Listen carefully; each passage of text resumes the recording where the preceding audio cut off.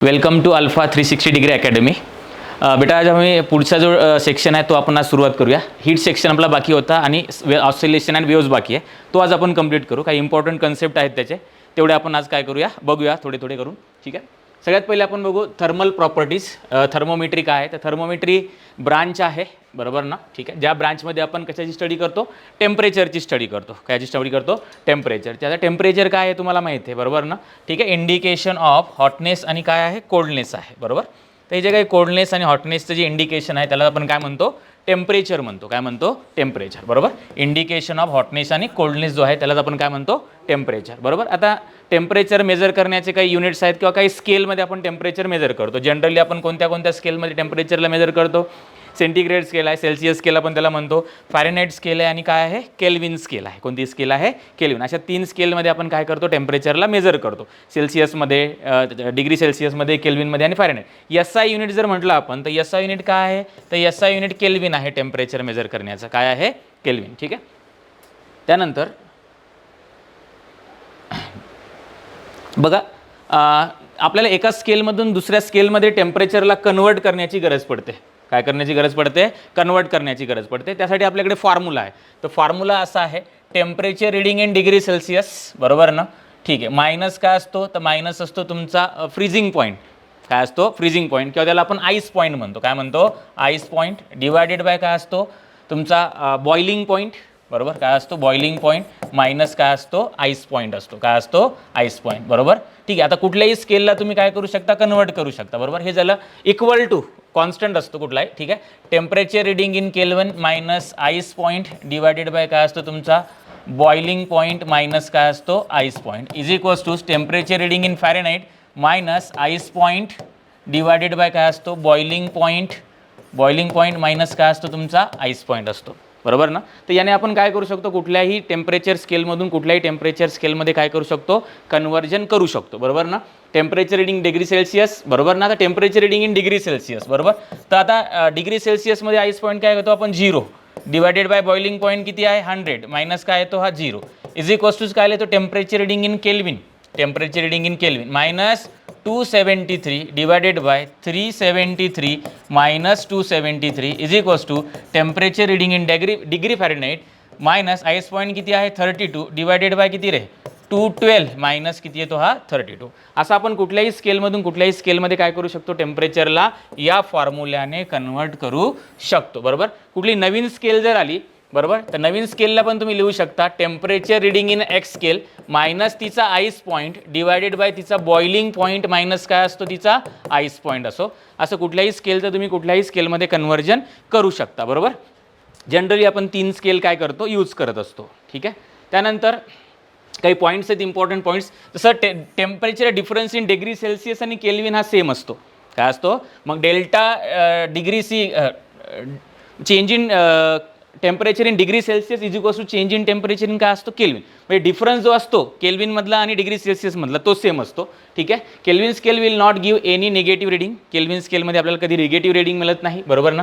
त्यानंतर change in temperature in Fahrenheit is equals to relation असतं 9/5 times temperature reading change in temperature in degree Celsius, बरोबर. हे तुम्हाला लक्षात ठेवायचं आहे. ठीक आहे. बाकीच्याची काही गरज आपल्याला पडणार नाही. ठीक.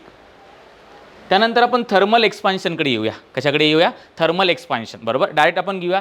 थर्मल एक्सपान्शनमध्ये 3 टाईप पडतात आपले, बरोबर. त्याचं लिनियर एक्सपान्शन, एरियल एक्सपान्शन आणि काय आहे व्हॉल्युमॅट्रिक एक्सपान्शन, बरोबर. मग लिनियर एक्सपान्शनमध्ये काय, समजा एखादा रॉड आपल्याला दिला आहे, हा रॉड आहे, या रॉडची ओरिजिनल लेंथ L आहे. काय ओरिजिनल लेंथ L आहे, बरोबर ना. समजा आपण याचं टेम्परेचर T1 टू T2 पर्यंत काय केलं आहे, चेंज केलं आहे. तर change in temperature is equals to किती असेल आपला, डेल्टा टी असेल. त्या चेंज इन टेम्परेचरमुळे काय होईल, याची लेंथ काय होईल, इन्क्रीज होईल. आता काय असतं, टेम्परेचर इन्क्रीज केल्यामुळे लेंथ इन्क्रीज होते, बरोबर. जनरली टेम्परेचर जर आपण इन्क्रीज केलं तर लेंथ काय होणार आहे, इन्क्रीज. आणि टेम्परेचर डिक्रीज केलं तर लेंथ काय होते, डिक्रीज होते. आपण असं कन्सिडर केलं डेल्टा टीने आपण टेम्परेचर चेंज केलं आहे, तर याच्यामध्ये जो येणारा चेंज आहे लेंथचा, बरोबर. समजा आपण म्हटलं की किती लेंथ चेंज झाली, डेल्टा एल. ही डेल्टा एल लेंथ जी आहे, ही चेंज इन लेंथ जी आहे, directly proportional to the original length आणि डायरेक्टली प्रोपोर्शनल टू द काय असते, चेंज इन लेंथ असते. इक्वल करण्यासाठी आपण इथे कॉन्स्टंट ठेवतो. काय ठेवतो, कॉन्स्टंट. मग कॉन्स्टंट ठेवतो आपण इथे alpha into L into delta T. तर चेंज इन लेंथ कशी फाइंड करता येईल मग आपल्याला,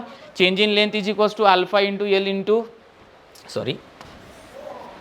is equals to L into alpha into delta T, बरोबर ना. इक्वल करण्यासाठी आपण एक कॉन्स्टंट ठेवला, त्याला काय नाव दिलं आपण, अल्फा. आणि अल्फाला म्हटलं आता कोइफिशियंट ऑफ लिनियर एक्सपान्शन.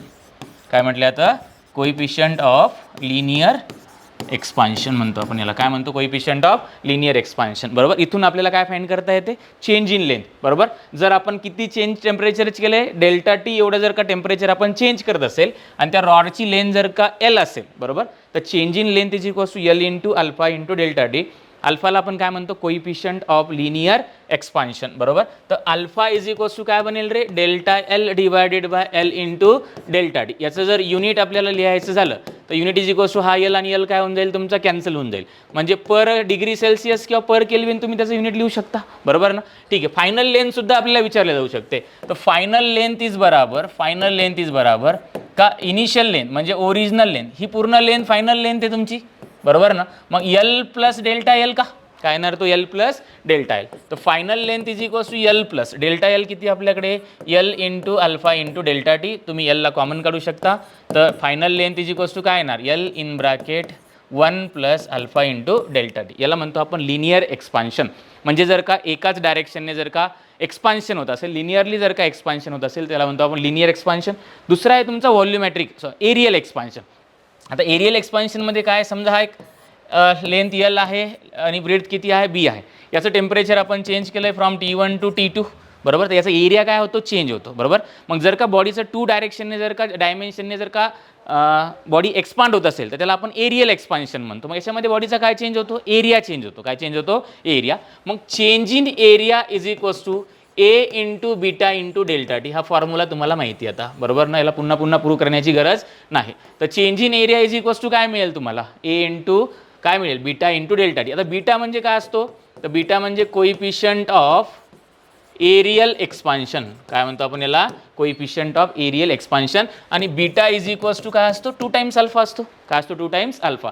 तुम्ही फायनल एरिया सुद्धा फाइंड करू शकता. Final area is equals to initial area 1 plus beta into काय येणार रे, हा डेल्टा टी येतो. काय येतो, डेल्टा टी.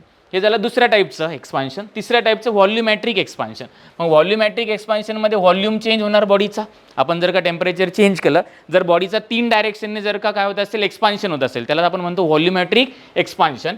आणि जर व्हॉल्युमॅट्रिक एक्सपान्शन होत असेल तर बॉडीचं व्हॉल्यूम चेंज होईल.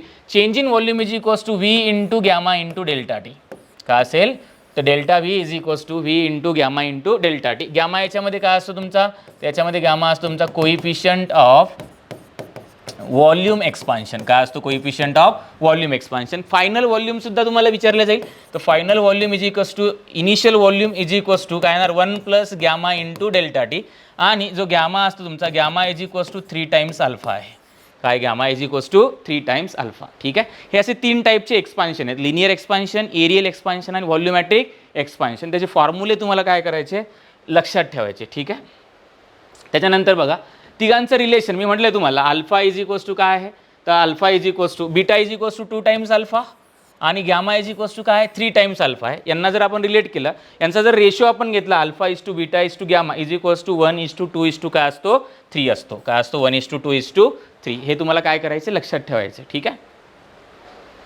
त्यानंतर काही ॲप्लिकेशन्स आहेत थर्मल एक्सपान्शनचे, बरोबर. पहिला ॲप्लिकेशन आहे बायोमेटॅलिक स्ट्रीप, बरोबर. बायोमेटॅलिक स्ट्रीप म्हणजे काय करतो आपण, 2 डिफरंट मटेरियलच्या स्ट्रीपला काय करतो, जॉईंट करतो, रिजिडली जॉईंट करतो आणि काय करतो, हीट करतो, बरोबर ना. समजा आपण 2 स्ट्रीप घेतल्या, ए आणि बी, त्यांना जॉईंटली काय केलं, रिजिड केलं. पहिल्या स्ट्रीपचा लिनियर एक्सपान्शन किती आहे, coefficient of linear expansion alpha A आहे आणि दुसऱ्या स्ट्रीपचा बीचा कोइफिशियंट ऑफ लिनियर एक्सपान्शन किती आहे, बी आहे. आणि त्यांचं म्हणणं आहे की alpha B is greater than alpha A आहे. काय, alpha B is greater than alpha आहे, बरोबर ना. तर आपल्याला विचारलं ते स्ट्रीप कोणत्या साईडला बेंड होते. तुम्हाला एक गोष्ट लक्षात ठेवायची की strip will be bends towards that strip which have a lower value of alpha. ज्या स्ट्रीपचा अल्फा कमी आहे, ज्या स्ट्रीपचा अल्फा काय आहे, कमी आहे, त्या साईडला स्ट्रीप काय होत असते, बेंड होत असते. बघा इथे अल्फा बी ग्रेटर आहे अल्फा ए पेक्षा, म्हणजे कोणाची व्हॅल्यू कमी आहे, अल्फा एची कमी आहे, म्हणजे एचा कोइफिशियंट ऑफ लिनियर एक्सपान्शन कमी आहे. मग strip bends toward the value of lower alpha. Strip bends toward the value of lower alpha. ज्या स्ट्रीपचा अल्फा कमी आहे त्या साईडला स्ट्रीप काय होत असते, बेंड होत असते. हे तुम्हाला काय करायचं आहे, लक्षात ठेवायचं, बरोबर. मग कोणत्या साईडला कॉन्केव बनतो, तर ज्या स्ट्रीपचा अल्फा कमी आहे त्या साईडला कॉन्केव बनतो. आणि ज्या स्ट्रीपचा अल्फा जास्त असतो त्या साईडला काय बनतो, कॉन्व्हेक्स बनतो. काय बनतो, कॉन्व्हेक्स. बघा इकडनं काय बनला हा कॉन्केव्ह आणि इकडनं काय बनला हा कॉन्व्हेक्स बनला. हा पहिला ॲप्लिकेशन आहे. दुसरा ॲप्लिकेशन आहे time period of a simple pendulum. आता सिम्पल पेंडुलमच्या टाईम पिरियडचा फॉर्म्युला आपल्याला माहिती आहे. काय आहे टाईम पिरियडचा formula, T is equals to √L divided by g. म्हणजे time period of simple pendulum is depends on the length, बरोबर ना. आणि जी काही स्ट्रिंग आपण बघा, ही जी स्ट्रिंग इथे आपण पेंडुलमसाठी यूज केली, समजा ही मेटॅलिक आहे. काय आहे, मेटॅलिक. आणि ही याच्यात इनिशियल लेंथ आहे. त्यानंतर आपण हिचं टेम्परेचर चेंज केलं फ्रॉम T1 टू T2. बघा T1 पहिलं टेम्परेचर काय होतं, T2 नंतर टेम्परेचर चेंज केलं. टेम्परेचर चेंज केल्यामुळे लेंथ पण काय होणार आहे, चेंज. आपण आत्ताच बघितलं लिनियर एक्सपान्शनमध्ये, तुम्ही टेम्परेचर जर चेंज केलं तर लेंथ पण चेंज होणार. आणि लेंथ जर चेंज झाली तर टाईम पिरियड पण काय होणार, चेंज होणार. काय होणार टाईम पिरियड, कारण टाईम पिरियड कशावरती डिपेंड करतो, लेंथवरती डिपेंड करतो. आणि कसा डिपेंड करतो, time period is directly proportional to the काय आहे, √L आहे. म्हणजेच T1/T2 इज इक्वल्स टू, म्हणजे इथला टाइम किती आहे T1 आणि इथला टाइम किती आहे T2 आहे, बरोबर ना. ठीक आहे, तर time T1/T2 is equals to काय येणार, initial length divided by final length. आता लेंथचा, आता बघा टेम्परेचर चेंज झाल्यामुळे लेंथ चेंज होणार. किती चेंज होणार लेंथ, तर आपण final length is equals to formula काय लिहिणार मग इथे, initial length in bracket 1 + alpha into delta T. हा फायनल लेंथचा फॉर्म्युला. बघा मग फायनल लेंथचा फॉर्म्युला पुट केला, initial length in bracket 1 + alpha delta T. Initial length get काय झाली, कॅन्सल झाली. ठीक आहे, काय राहिलं आता आपल्याकडे 1 divided by 1 + alpha into delta T. मग आपण याला उलटं लिहिलं, T2/T1 is equals to 1 + alpha into delta T. तर T2/T1 इज इक्वल्स टू, आपण इथे बायनॉमियल एक्सपान्शन यूज केलं, त्याला पुढे घेतलं 1 + 1/2 इंटू अल्फा डेल्टा टी, बरोबर. तर change in time is equals to काय मिळतो आपल्याला, change in time is equals to, याला आपण म्हणतो फ्रॅक्शनल चेंज इन टाइम. काय म्हणतो आपण याला, fractional change in time 1/2 into alpha into delta T. किंवा change in time is equals to काय मिळेल मग तुम्हाला, तर change in time is equals to, या T1ला तिकडे घेऊन जा, 1/2 into alpha into delta T into काय येणार तुमचा T1. याने आपल्याला चेंज इन टाइम फाइंड करता येईल, बरोबर ना. म्हणजे इथे काय होतं, तुम्ही कधी टाइम लॉस होऊ शकतो, कधी टाइम काय होतो, गेन होतो. ते तुम्हाला काय करायचं, लक्षात ठेवायचं. म्हणजे कधी क्लॉक स्लो होणार, कधी क्लॉक काय होते, फास्ट होते. बघा इकडे लक्षात, थीटामध्ये टेम्परेचर इन्क्रीज केलं तर लेंथ इन्क्रीज होणार, टाइम पिरियड काय होणार, इन्क्रीज. म्हणजे क्लॉक स्लो होणार, काय होणार, क्लॉक रे स्लो होणार, म्हणजे टाइम लॉस होणार. काय होणार, टाइम लॉस. जर टेम्परेचर कमी केलं तर लेंथ पण कमी होणार, टाइम पिरियड पण कमी होणार, म्हणजे क्लॉक फास्ट होणार, म्हणजे टाइम गेन होणार. काय होणार, टाइम गेन. फास्ट होते म्हणजे इथे टाइम काय होतो तुमचा, गेन. आणि इथे टाइम काय होतो रे तुमचा, लॉस होतो. काय होतो, लॉस. हे ॲप्लिकेशन आहे. फॉर्म्युला तुम्हाला लक्षात ठेवायचा आहे, चेंज इन टेम्परेचरचा हा वाला फॉर्म्युला तुम्हाला लक्षात ठेवायचा आहे. Change in temperature is equals to 1/2 alpha delta into काय रे T1, बरोबर. ठीक आहे. त्यानंतर फेज चेंजचं आपल्याला माहिती आहे, सॉलिड टू लिक्विड त्याला आपण म्हणतो मेल्टिंग, लिक्विड टू जर का गॅसमध्ये. आता हे काय करावं लागेल तुम्हाला, सॉलिड टू लिक्विड कन्वर्ट करण्यासाठी याला हीट करावं लागेल. काय करावं लागेल, याला हीट करावं लागेल. काय करावं लागेल रे, हीट, बरोबर. या प्रोसेसला आपण म्हणतो मेल्टिंग. पुन्हा लिक्विडला जर तुम्ही पुन्हा हीट केलं तर लिक्विड कशामध्ये कन्वर्ट होणार, गॅसेसमध्ये. त्या प्रोसेसला म्हणतो आपण वेपरायझेशन, बरोबर ना. ठीक आहे. सॉलिडला जर तुम्ही काय केलं, हीट केलं, तर जर का ती डायरेक्टली गॅसमध्ये कन्वर्ट होत असेल त्याला म्हणतो आपण सब्लिमेशन. ठीक आहे. त्यानंतर गॅसला जर तुम्ही अजून कूल केलं, त्या प्रोसेसला आपण कंडेन्सेशन म्हणतो. आणि गॅसला कूल केल्यानंतर तुम्हाला काय मिळणार रे, गॅसला काय करताय तुम्ही आता, कूल करताय. काय करताय, कूल. तर गॅस कशामध्ये कन्वर्ट होतो, लिक्विडमध्ये. लिक्विडला अजून तुम्ही कूल केलं, काय केलं, कूल केलं, त्या प्रोसेसला आपण फ्रीजिंग म्हणतो. आणि त्याचा काय बनणार मग, लिक्विडला जर अजून कूल केलं तर सॉलिड बनतो, बरोबर. गॅस कधी कधी कशामध्ये होतो डायरेक्ट कन्वर्ट, सॉलिडमध्ये. त्या प्रोसेसला आपण काय म्हणतो, डिपोजिशन म्हणतो. ठीक आहे. त्यानंतर आहे फेज चेंजचं आपण बघितलं. लॅटेंट हीट तुम्हाला माहिती आहे, बरोबर ना. मग स्टेट कन्वर्ट करण्यासाठी, बरोबर ना, स्टेट कन्वर्ट करण्यासाठी लागणारी जी हीट असते, बरोबर, त्याला म्हणतो आपण latent heat. Heat required to change the state of solid to liquid, बरोबर. त्याला काय म्हणतात, लॅटेंट हीट ऑफ फ्युजन म्हणतो त्याला आपण, बरोबर ना. मग लॅटेंट हीट म्हणजे काय, स्टेट कन्वर्ट करण्यासाठी. मग सॉलिड टू लिक्विड असो किंवा लिक्विड टू गॅसेस असो, मग त्याला लागणारी जी हीट आहे त्याला आपण म्हणतो लॅटेंट हीट. मग लॅटेंट हीटला आपण दोन टाईप्समध्ये डिवाइड केलं. एक आहे लॅटेंट हीट ऑफ फ्युजन आणि एक आहे लॅटेंट हीट ऑफ वेपरायझेशन. मग लॅटेंट हीट ऑफ फ्युजन म्हणजे काय, heat required to change the state of solid to liquid. म्हणजे सॉलिडला लिक्विडमध्ये कन्वर्ट करण्यासाठी लागणारी जी हीट असते त्याला म्हणतो लॅटेंट हीट ऑफ फ्युजन. आणि जर का लिक्विडला वेपर्समध्ये म्हणजे गॅसेसमध्ये कन्वर्ट करण्यासाठी लागणारी जी हीट असते त्याला म्हणतो आपण लॅटेंट हीट ऑफ वेपरायझेशन, बरोबर ना. तर latent heat is equals to Q is equals to formula असतो M × L. काय असतो, Q is equals to formula M × L. आणि हाच क्यू इज इक्वल्स टू काय बनेल मग, M × LF. LF म्हणजेच लॅटेंट हीट ऑफ फ्युजन, बरोबर. जी आईसची असते तुम्हाला माहिती असली पाहिजे, 80 कॅलरी पर ग्राम. किती असते 80 कॅलरी पर ग्राम बरोबर. आणि लॅटेंट हीट ऑफ वेपरायझेशन जी असते ती असते 540 कॅलरी पर ग्राम. या दोन व्हॅल्यू तुम्हाला माहिती असल्या पाहिजे. कधी क्वेश्चनमध्ये गिवन असतात, कधी क्वेश्चनमध्ये गिवन नसतात बरोबर. तर latent heat of fusion of ice किती आहे 80 कॅलरी पर ग्राम आणि लॅटेंट हीट ऑफ स्टीम जी आहे ती किती आहे 540 कॅलरी पर ग्राम आहे. ठीक आहे. फॉर्म्युला तुम्हाला लॅटेंट हीटचं लक्षात ठेवायचं. इथे आपण लॅटेंट हीटचा फॉर्म्युला लिहिला आहे Q = M × L. लॅटेंट हीटचं युनिट जर आपण बघितलं लॅटेंट हीट L = Q/M तर कॅलरी पर ग्राम येतं. काय येतं कॅलरी पर ग्राम. ठीक आहे. त्यानंतर हीट ट्रान्सफर. आता हीट ट्रान्सफर 3 मोड आहेत आपल्याकडे हीट ट्रान्सफरचे. कंडक्शन आहे, कन्व्हेक्शन आणि रेडिएशन आहे. किती मोड्स आहेत आपल्या हीट ट्रान्सफरचे 3 मोड आहेत. पहिला कोणता आहे कंडक्शन, दुसरा आहे कन्व्हेक्शन आणि तिसरा काय आहे रेडिएशन. वन बाय वन आपण बघू. बघा पहिला काय आहे तुमच्याकडे तर पहिला आहे कंडक्शन. या प्रोसेसमध्ये जी काय हीट ट्रान्सफर होते, जी काय हीट काय होते ट्रान्सफर होते हे पार्टिकल टू पार्टिकल होते. याच्यामध्ये पार्टिकलची ॲक्च्युअल मुवमेंट्स होत नाही. बघा it is the process of heat transfer in which heat is transferred from high temperature to low temperature without actual motion of the particles in the solid. बरोबर ना. It is slow process of heating बरोबर. ही कशी process आहे slow process आहे. Occurs only in solid. मग जी काही सॉलिड्समध्ये हीट काही ट्रान्सफर होते ही कोणत्या प्रोसेसने ट्रान्सफर होते कंडक्शन प्रोसेसने ट्रान्सफर होते. मास डज नॉट ट्रान्सफर, याच्यामध्ये मास ट्रान्सफर होत नाही. मीडियम इज रिक्वायर्ड बरोबर. जर का कंडक्शनमध्ये हीट ट्रान्सफर व्हायची असेल तर आपल्याला कशाची गरज पडते मीडियमची, व्हायब्रेशन ऑफ मॉलिक्युल्स बरोबर ना. त्यानंतर कन्व्हेक्शन आहे. Convection the transfer of energy by actual motion of particles.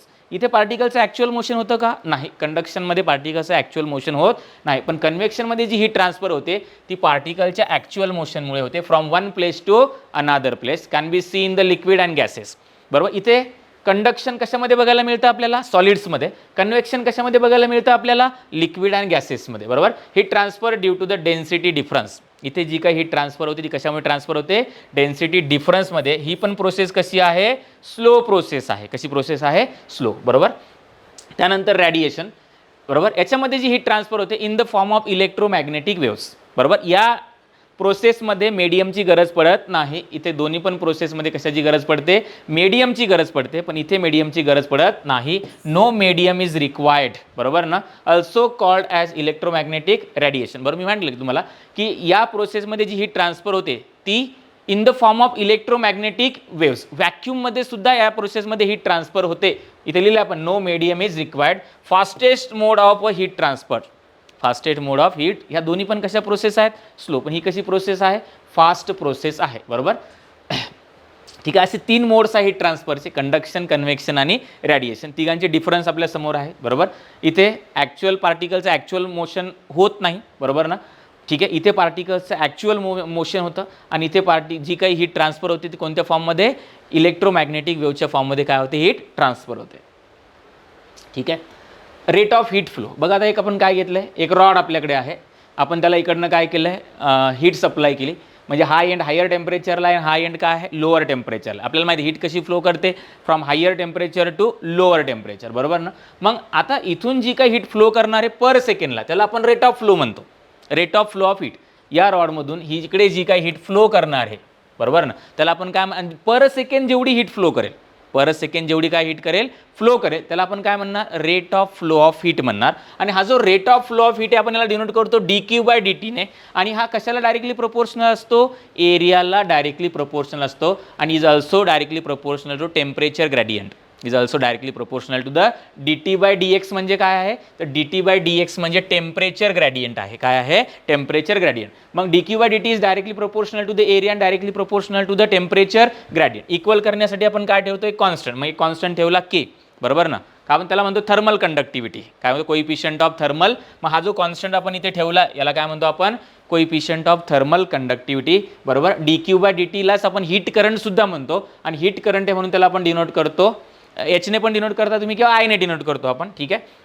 तर फॉर्म्युला काय बनेल मग हा तर हीट करंट किंवा rate of flow of heat is equals to k × E TH - TL divided by L असतो बरोबर. ठीक आहे. आता टेम्परेचर ग्रेडियंटचा फॉर्म्युलाच आहे. टेम्परेचर ग्रेडियंटचा फॉर्म्युला आहे T2 - T1 डिवायडेड बाय काय असेल तुमचा L असतो बरोबर ना. ठीक आहे. त्यानंतर बघा आता हा बनेल तुमचा थर्मल रेजिस्टन्सचा फॉर्म्युला. काय बनतो हा तुमचा थर्मल रेजिस्टन्स. बघा करंट आता ही जी काही हीट फ्लो करते ही हीट कशामुळे फ्लो करते due to the temperature difference. आपल्याला माहिती आहे करंट कशामुळे फ्लो करतो, पोटेन्शियल डिफरन्समुळे. तसं हीट कशामुळे फ्लो करते, टेम्परेचर डिफरन्समुळे फ्लो करते, बरोबर. आणि करंटला कोणती गोष्ट अपोज करते, रेजिस्टन्स, त्याला आपण इलेक्ट्रिक रेजिस्टन्स म्हणतो. इथे सुद्धा हीटला काय होतो रे, रेजिस्टन्स होतो, त्याला आपण थर्मल रेजिस्टन्स म्हणतो. आणि तो थर्मल रेजिस्टन्सचा फॉर्म्युला आहे R=L/K. Thermal resistance is directly proportional to the L and inversely proportional to the area and inversely proportional to the thermal conductivity असतो. ठीक आहे. त्यानंतर टेम्परेचर ऑफ जंक्शन. दोन रॉड आपण बघा इथे सिरीजमध्ये लावले, बरोबर. इकडचा टेम्परेचर, इकडचा एंड हायर टेम्परेचरचा आहे, इकडचा एंड कसा आहे, लोअर टेम्परेचरला आहे. तर हा जंक्शन आहे या दोन रॉडचा, बरोबर. या दोन रॉडचा हा जर जंक्शन असेल तर हा जंक्शनचा टेम्परेचर काय असेल, बरोबर. आता बघा दोन रॉड जर तुम्ही सिरीजमध्ये लावत असाल तर जेवढी हीट याच्यामधून फ्लो करणार आहे तेवढीच हीट याच्यामधून सुद्धा फ्लो करते, बरोबर. मग तुम्ही लिहू शकता H1 काय लिहू शकता, मग H1 काय, K1 A1 in bracket TH minus, इथलं टेम्परेचर आपण काय म्हटलं आहे, T0 म्हटलं आहे, बरोबर ना. Divided by L1 K2 A2, इकडचं टेम्परेचर डिफरन्स किती आहे ना, T0 minus TL divided bye L2. इथून आपण T0 ची व्हॅल्यू काय केली, फाइंड केली. त्यासाठी हा काय बनतो, एक फॉर्म्युला बनतो जो म्हणतो आपण टेम्परेचर जंक्शन. ठीक आहे. आता इथे जर तुम्ही दोन बघा, तिथे आपण सिरीजमध्ये लावले होते, इथे कसे लावले आपण, आता दोन पॅरललमध्ये लावले. तर आता दोन जर रॉड पॅरललमध्ये असतील, दोन्ही रॉडचे जी एंड आहेत त्याचं टेम्परेचर सेम असणार, इथे काही जंक्शन टेम्परेचर येणार नाही, बरोबर ना. मग इथे तुम्हाला इक्विव्हॅलंट थर्मल कंडक्टिव्हिटी विचारले जाते. मग एक गोष्ट लक्षात ठेवा, जेव्हा दोन रॉड तुम्ही सिरीजमध्ये लावता, जेव्हा जी नेट हीट आहे ती असते H1 + H2. जी नेट हीट काय करणार आहे, फ्लो करणार आहे, ती काय असते H1 + H2 ही असते नेट हीट. मग तुम्ही इथे व्हॅल्यूज पुट केल्या तर इथून तुम्हाला काय मिळणार, ते K इक्विव्हॅलंटची व्हॅल्यू मिळून जाते. Radiation. It is the quickest way of transmission of heat. In this mode heat is transfer from one place to another place without affecting the intervening medium, बरोबर. मी सांगितलं रेडिएशनमध्ये जी हीट ट्रान्सफर होते, बरोबर ना. ठीक आहे. हा फास्टेस्ट मोड आहे हीट ट्रान्सफरचा.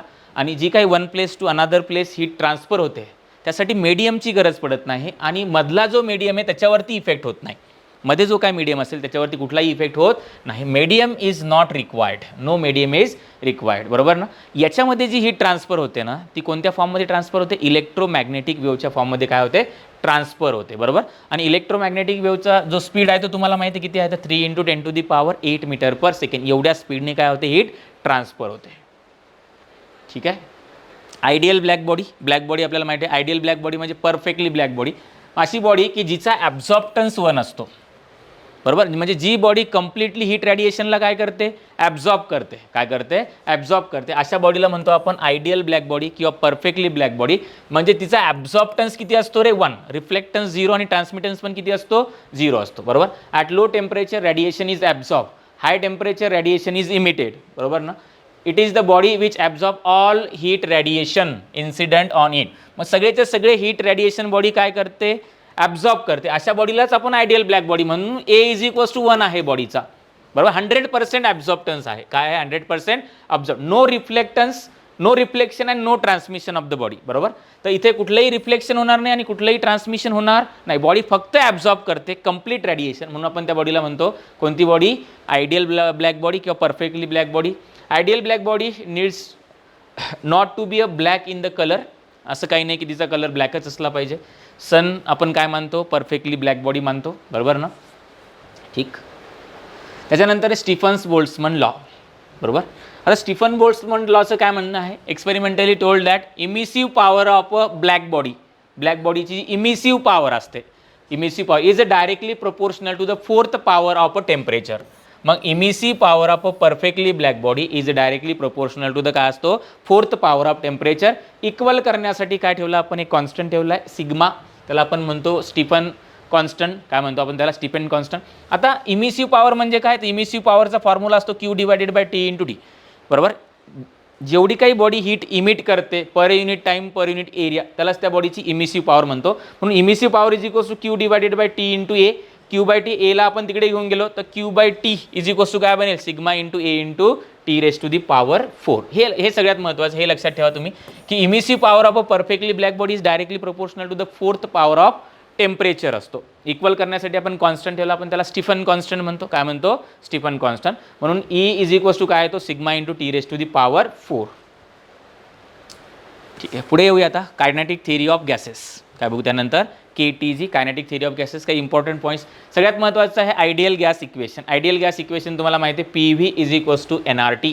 काय असतो PV = NRT बरोबर. आणि फॉर 1 मोल, हा 1 मोलसाठी लिहिला आहे आपण. आणि N मोलसाठी जर लिहायचं असेल तर PV = काय बनेल, हा NRT बनतो बरोबर ना. आणि N आणि R जर का कॉन्स्टंट असतील तर फॉर PV / T काय बनेल, हा कॉन्स्टंट. आणि फॉर 2 स्टेट काय बनेल, P1 V1 / T1 = P2 V2 काय बनेल, T2 बनतो फॉर 2 स्टेट बरोबर. त्यानंतर गॅस लॉज आहेत. गॅस लॉजमध्ये सगळ्यात पहिला आहे बॉयल्स लॉ. बॉयल्स लॉचं असं म्हणणं आहे की जर का टेम्परेचर = कॉन्स्टंट असेल, काय असेल, टेम्परेचर = कॉन्स्टंट, तर pressure is directly proportional to काय असतो, व्हॉल्यूम असतो बरोबर. मग आपण जर याला इक्वल केलं तर का PV = कॉन्स्टंट बनेल, हा sorry P is inversely proportional to volume असतो. काय असतो, P is inversely proportional to volume. टेम्परेचरला तुम्ही कॉन्स्टंट ठेवा, pressure is inversely proportional to volume. तर PV = काय बनेल, हा PV = कॉन्स्टंट. तर P1 V1 काय लिहिता येईल आपल्याला, P2 V2. आणि P आणि Vचा जर ग्राफ आपण ड्रॉ केला, काय ड्रॉ केला आपण, ग्राफ जर ड्रॉ केला PVचा, तर काय येणार, तो रेक्टँग्युलर हायपरबोला. काय येतो तो, रेक्टँग्युलर हायपरबोला. हा झाला तुमचा बॉयल्स लॉ बरोबर. त्यानंतर कोणता होता तुमचा, चार्ल्स लॉ. चार्ल्स लॉचं काय म्हणणं तुमचं, की जर का प्रेशर कॉन्स्टंट असेल, काय कॉन्स्टंट असेल, प्रेशर कॉन्स्टंट असेल, तर volume directly proportional to temperature असतो. काय असतो, volume directly proportional to temperature. म्हणजेच V/T = कॉन्स्टंट. काय असतो, V/T = कॉन्स्टंट असतो बरोबर. मग for 2 state V1 / T1 V2 काय लिहिता येईल, T2 लिहिता येईल. आणि याचा जर ग्राफ ड्रॉ करायचं म्हटलं आपल्याला V आणि Tचा बरोबर ना, तर ग्राफ काय येईल रे, straight line passing through the origin बरोबर. त्याच्यानंतर तिसरा कोणता होता आपला, गे-लुसॅक लॉ. गे-लुसॅक लॉचं काय म्हणणं होतं तुमचं, की व्हॉल्यूमला जर का तुम्ही कॉन्स्टंट ठेवलं बरोबर ना, तर pressure is directly proportional to the काय आहे, टेम्परेचर आहे बरोबर. तर P / T काय लिहिता येईल आपल्याला इथे, constant. For 2 state P1 / T1 काय लिहिता येईल, P2 / T2 बरोबर. आणि याचा सर आपण ग्राफ ड्रॉ केला P आणि Tचा, प्रेशर वर्सेस टेम्परेचरचा, तर तो सुद्धा काय आहे, तो straight line passing through the origin. कारण रिलेशन काय आहे, डायरेक्टली आहे बरोबर. Pressure exerted by the gas बरोबर. आपल्याला माहिती आहे गॅस जर आपण कुठल्या कंटेनरमध्ये भरत असेल, हा एक कंटेनर आहे, या कंटेनरमध्ये आपण एक गॅस भरला आहे, तर गॅस काय करतो, गॅसमुळे काय होतं, प्रेशर एक्झर्ट होतं बरोबर. तेच प्रेशर आपल्याला कॅल्क्युलेट करायचं आहे बरोबर. ठीक आहे, तर pressure exerted by the gas, समजा पार्टिकल, ठीक आहे, pressure exerted by the gas, डेरिवेशनची आपल्याला गरज नाही, डायरेक्ट फॉर्म्युला तुम्हाला लर्न करायचा आहे. तर pressure exerted by the gas असतो 1/3 × rho × VRMS². Pressure exerted by the gas 1/3 rho VRMS². एवढं प्रेशर काय करतो रे, गॅस एक्झर्ट करत असतो बरोबर ना. ठीक आहे, VRMSचा फॉर्म्युला सुद्धा आपल्याला माहिती आहे, पुढे बघणार आहेत आपण VRMSचा फॉर्म्युला. पण pressure exerted by the gas 1/3 × rho VRMS² असेल. ठीक आहे, different speed of the gas molecules. Gas मॉलिक्युल्सकडे डिफरंट टाईपचे स्पीड असतात. त्यातलाच कोणता असतो तुमचा पहिला, root mean square speed of the gas molecule.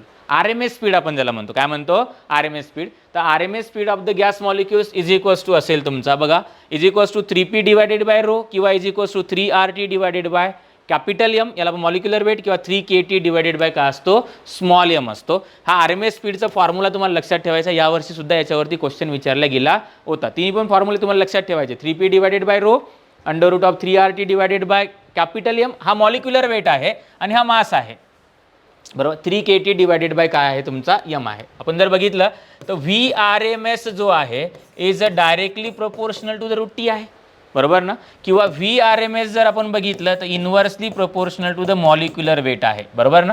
Temperature increase झाला तर VRMS इन्क्रीज होतो, मॉलिक्युलर वेट जर इन्क्रीज झाला तर VRMS काय होतो, डिक्रीज होतो. काय होतो, डिक्रीज.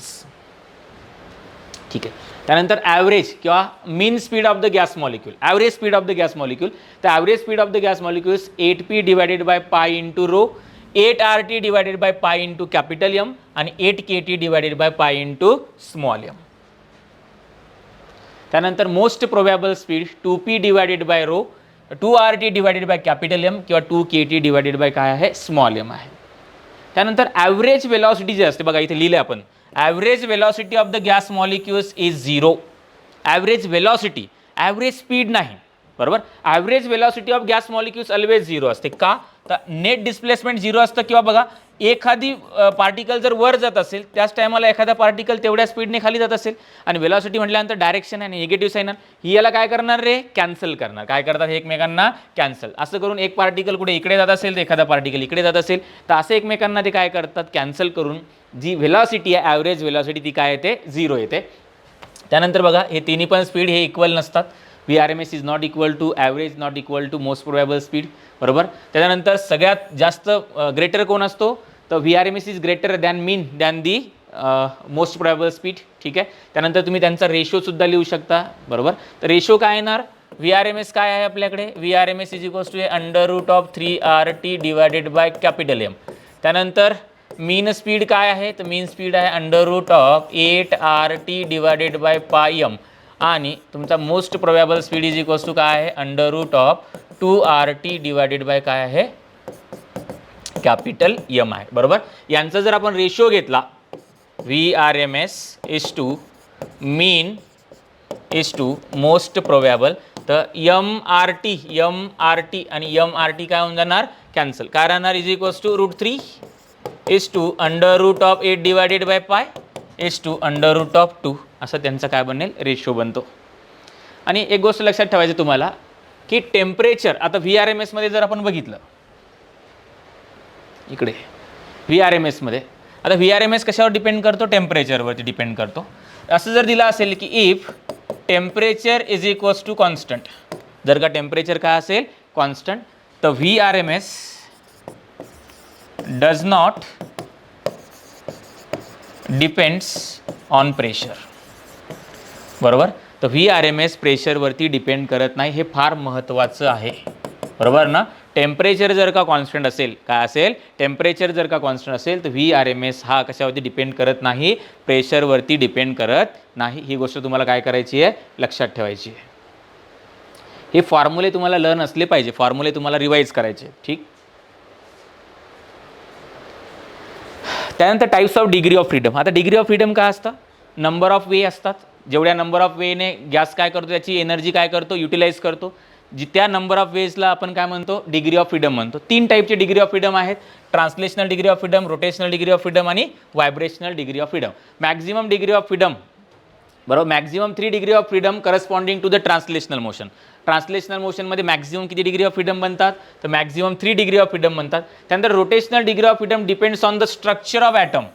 कशावरती डिपेंड करतात हे स्ट्रक्चर ऑफ ॲटमवरती डिपेंड करतात. आणि vibrational degree of freedom exhibited at high temperature exhibited at the high temperature. जर का खूपच जास्त टेम्परेचर असेल तरच आपल्याला कोणते डिग्री ऑफ फ्रीडम मिळतात व्हायब्रेशनल डिग्री ऑफ फ्रीडम आपल्याला मिळतो. Rotational degree of freedom structure of ॲटमवरती डिपेंड करतो आणि मॅक्झिमम डिग्री ऑफ फ्रीडम असतात ट्रान्सलेशनल डिग्री ऑफ फ्रीडम. बरोबर ना corresponding to the translational motion. ठीक आहे. आता बघा मोनोॲटॉमिक गॅस असेल मोनोॲटॉमिक गॅस असेल तर ट्रान्सलेशनल डिग्री ऑफ फ्रीडम किती असेल रोटेशनल डिग्री ऑफ फ्रीडम हा गॅस बरोबर ना. आता याला जर आपण कुठल्याही ॲक्सिसच्या अबाउट जर रोटेट केलं बरोबर ना काय कुठल्याही ॲक्सिस आता हा 3 डायरेक्शनने ट्रान्सलेशनल मोशन करू शकतो म्हणून याची ट्रान्सलेशनल डिग्री ऑफ फ्रीडम किती 3 आहे. बरोबर. रोटेशनल बघा रोटेशनल डिग्री ऑफ फ्रीडम जर आपण बघितलं तर कुठल्याही ॲक्सिसच्या अबाउट जर याला रोटेट केलं तर कुठल्याही ॲक्सिसच्या अबाउट याची एनर्जी युटिलाइज करत नाही म्हणून रोटेशनल डिग्री ऑफ फ्रीडम किती आहे 0 आहे. अशी जर बघितली तर टोटल डिग्री ऑफ फ्रीडम 3. पण जर का टेम्परेचर खूप जास्त असेल तर हाय टेम्परेचरला याचे व्हायब्रेशनल डिग्री ऑफ फ्रीडम किती असतील रे 2. बरोबर. जसं मेन्शन असेल हाय टेम्परेचर तर व्हायब्रेशनल डिग्री ऑफ फ्रीडम येणार नाही तर व्हायब्रेशनल डिग्री ऑफ फ्रीडम येणार नाही. मग आपण तसे total of degree of freedom किती म्हणणार याचे 3. व्हायब्रेशनल ॲड झाला तर टोटल किती होणार 5 होणार. किती होणार 5. त्यानंतर डायॲटॉमिक गॅस. बरोबर. डायॲटॉमिक गॅसमध्ये बघा डायॲटॉमिक गॅसमध्ये कुठलाही डिग्री गॅस असतो तुमचा डायॲटॉमिक असो मोनोॲटॉमिक असो किंवा ट्रायॲटॉमिक असो त्याचे ट्रान्सलेशनल डिग्री ऑफ फ्रीडम किती असणार त्याचे 3च असणार. बरोबर ना. जर का आपण डायॲटॉमिक गॅस जर घेतला तर डायॲटॉमिक गॅस बघा आता हा इथे आहे आणि हा इथे आहे. बरोबर ना. आता या ॲक्सिसच्या अबाउट जर म्हणलं तर एक्स ॲक्सिसच्या अबाउट त्या एनर्जीला युटिलाइज करण्याची गरज नाही पण तो वाय आणि झेड ॲक्सिसच्या अबाउट एनर्जी युटिलाइज करतो. बरोबर ना. म्हणून याचे रोटेशनल डिग्री ऑफ फ्रीडम किती आहेत बघा 2 आहेत. बरोबर. एक्स ॲक्सिसच्या अबाउट तो एनर्जीला युटिलाइज करत नाही कारण दोन्ही पण कुठे आहेत ते एक्स ॲक्सिसवरती आहेत. एक्स ॲक्सिसपासून त्यांचं डिस्टन्स 0 आहे म्हणून या ॲक्सिसच्या अबाउट त्याची एनर्जी युटिलाइज होणार नाही. बरोबर. म्हणून वाय आणि झेड ॲक्सिसच्या अबाउट एनर्जी युटिलाइज होते. बरोबर. म्हणून रोटेशनल डिग्री ऑफ फ्रीडम किती याचे 2. असे जर बघितले तर टोटल डिग्री ऑफ फ्रीडम किती 5 आहेत, पण टेम्परेचर खूप जास्त असेल, बरोबर, हाय टेम्परेचर झालं म्हणलं तर vibrational degree of freedom 2 add होणार, असे किती होणार याचे 7 डिग्री ऑफ फ्रीडम होतात. त्याच्यानंतर आहे ट्राय ॲटोमिक लिनियर, बरोबर, 2 टाईप पडतात, लिनियर आणि नॉन लिनियर. तर ट्राय ॲटोमिक लिनियरमध्ये जसं डायॲटोमिकचं स्ट्रक्चर असतं तसंच असतं याचं, बरोबर. ट्रान्सलेशनल डिग्री ऑफ फ्रीडम 3 असतील, रोटेशनल डिग्री ऑफ 2 असतील, टोटल 5 होणार. व्हायब्रेशनल जर 2 ॲड केले तर किती होणार, 7 होणार. त्यानंतर नॉन लिनियरमध्ये बघा, तर नॉन लिनियरमध्ये तिन्ही पण ॲक्सिसच्या अबाउट एनर्जी युटिलाइज होते. ट्रान्सलेशनल डिग्री ऑफ फ्रीडम 3 आहेतच, रोटेशनल डिग्री ऑफ फ्रीडम 3 होणार, टोटल डिग्री ऑफ फ्रीडम किती होणार 6. हाय टेम्परेचरला टोटल डिग्री ऑफ फ्रीडम किती होणार याचे 8 होणार. ठीक आहे. त्यानंतर आहे लॉ ऑफ इक्विपार्टिशन. आता लॉ ऑफ इक्विपार्टिशनचं काय म्हणणं आहे की total kinetic energy of the gas molecules is equally distributed among its all of degree of freedom, बरोबर. And energy associated with each degree of freedom is equals to असते 1/kT, 1/2 kT काय असते. मग त्याचं असं म्हणणं आहे की ज्या गॅसकडे जी एनर्जी आहे, टोटल एनर्जी आहे, तो कशी डिस्ट्रीब्यूट करतो, इक्वली डिस्ट्रीब्यूट करतो. कशी डिस्ट्रीब्यूट करतो, इक्वली. आणि ईच डिग्री ऑफ फ्रीडमला किती एनर्जी जाते, 1/2 kT एनर्जी जाते. किती एनर्जी जाते, 1/2 kT, बरोबर ना. मग for one molecule energy associated with each degree of freedom, तर energy associated with the each degree of freedom is 1/2 kT, बरोबर ना. Energy associated with the f degree of freedom, तर मग असे f degree of freedom each degree of फ्रीडमला किती, एका degree of फ्रीडमला किती 1/2 kT, अशी एफ डिग्री ऑफ फ्रीडम आहे. तर हा होणार का 1/2 kT इंटू एफ, म्हणजेच हा होतो f/2 kT, बरोबर ना. फॉर n मॉलिक्युल्स, तर for n energy associated with the n molecules f/2 into n into काय होणार, हा kT होणार. आणि energy associated with the each degree of freedom आपण लिहिलं फॉर n मोल जर लिहायचं म्हणलं ईच डिग्री ऑफ फ्रीडमला, तर हा काय होणार 1/2 nRT का, काय होणार हा 1/2 nRT. आणि आपण n मोलसाठी जर लिहिलं, n मोलसाठी आपण लिहूया f/2 nRT होणार, हा काय होणार f/2 nRT. आणि यालाच म्हणतो आपण total internal energy of the gas. काय म्हणतो आपण यालाच, ह्या जो आहे f/2 nRT यालाच काय म्हणतो आपण total internal energy of gas म्हणतो. ठीक आहे. त्यानंतर ट्रान्सलेशनल कायनेटिक एनर्जी. तर कायनेटिक एनर्जी आपल्याला माहिती आहे is equals to 1/2 m into VRMSचा काय असेल, स्क्वेअर असेल. काय असेल, VRMS. VRMSचा फॉर्म्युला तुम्हाला माहिती आहे, VRMS इज इक्वल्स टू √ऑफ काय आहे 3RT डिवायडेड बाय कॅपिटल. तिथे जर पुट केलं आपण तर translational kinetic energy is equals to 1/2 m into याचा जर स्क्वेअर केला तर 3RT divided by capital M का, काय बनणार हा 3RT divided by capital M. किंवा translational kinetic energy is equals to बनतो तुमचा 3/2 kT, काय बनतो 3/2 kT, NKT बनेल. काय बनेल, NKT, बरोबर ना. आता हा 3/2 NKT फॉर n मॉलिक्युल्स, बरोबर ना.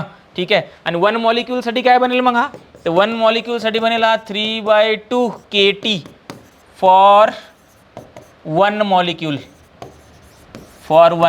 बरोबर. एका मॉलिक्यूलसाठी, मोलसाठी नाही,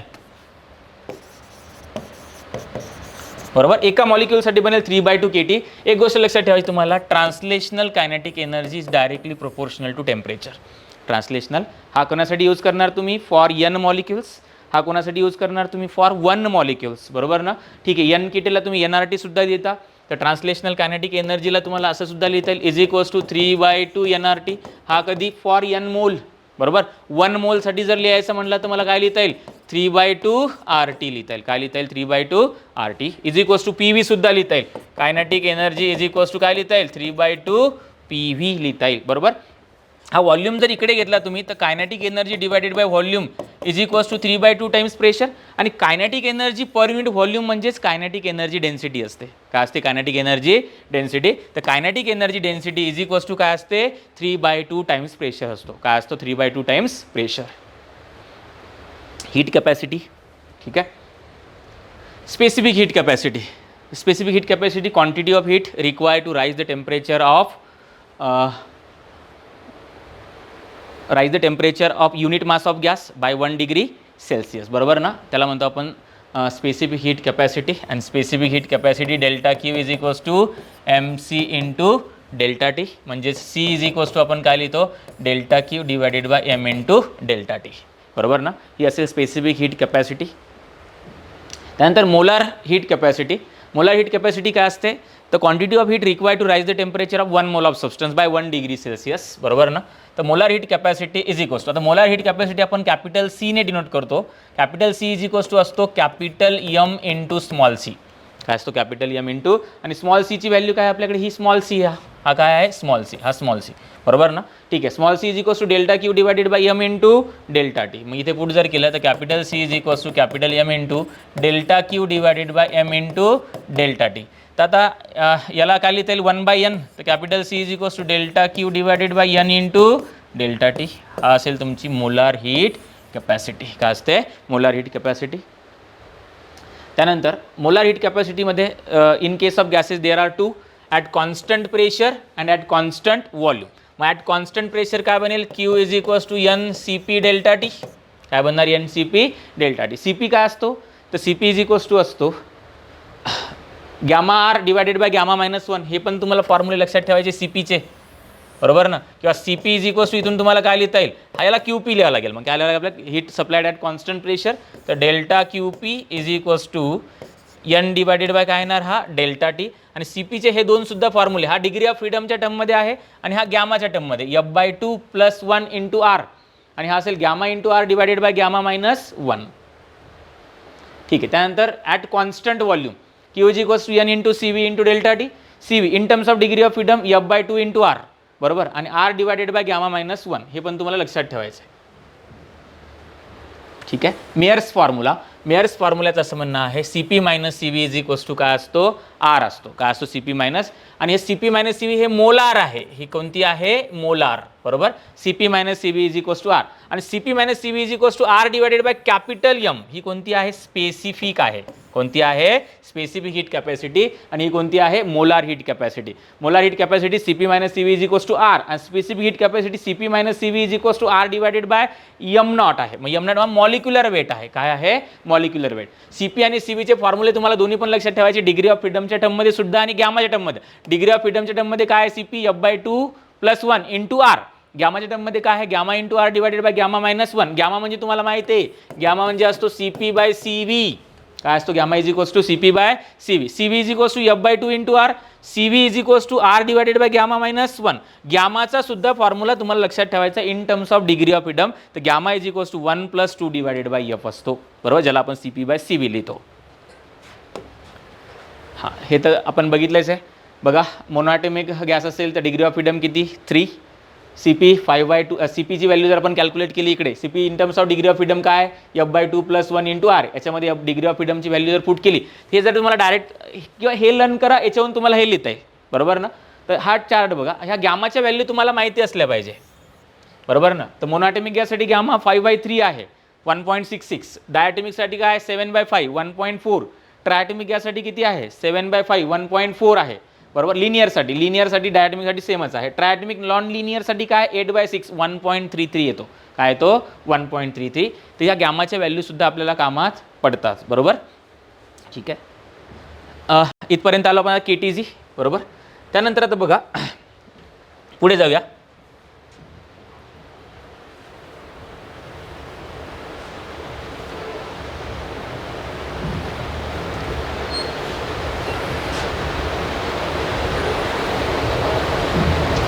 पुढच्या टॉपिकला आपण सुरुवात करूया.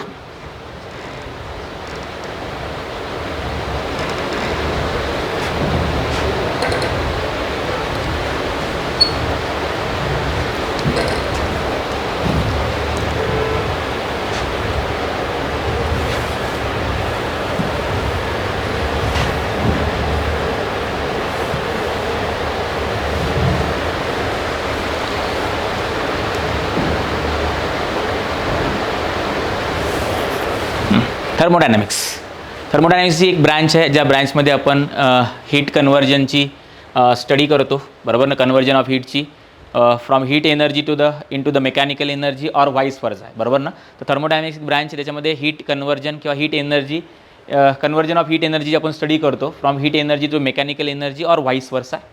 ठीक आहे. फर्स्ट लॉ आपण बघू, first law of thermodynamics direct. First law of thermodynamics based on the energy conservation. Based on the energy conservation. त्याचं असं म्हणणं आहे की delta Q is equals to ठीक आहे. Delta Q is equals to काय असतो, delta U plus delta W असतो. मग तुम्ही काय करता, डेल्टा क्यू एवढी हीट सप्लाय करता. हीट दोन गोष्टीसाठी युटिलाइज केली जाते. डेल्टा यू म्हणजे इंटरनल एनर्जी आहे, डेल्टा डब्ल्यू म्हणजे काय आहे, वर्क डन आहे. मग तुम्ही जी काही हीट सप्लाय करता ही दोन गोष्टीसाठी युटिलाइज केली जाते. टेम्परेचर इंक्रीज करण्यासाठी म्हणजेच इंटरनल एनर्जी इंक्रीज करण्यासाठी, आणि गॅसचं एक्सपान्शन करण्यासाठी म्हणजेच वर्क डन करण्यासाठी, बरोबर ना. तर दिलेली हीट ही दोन गोष्टीसाठी काय होते, यूज होते.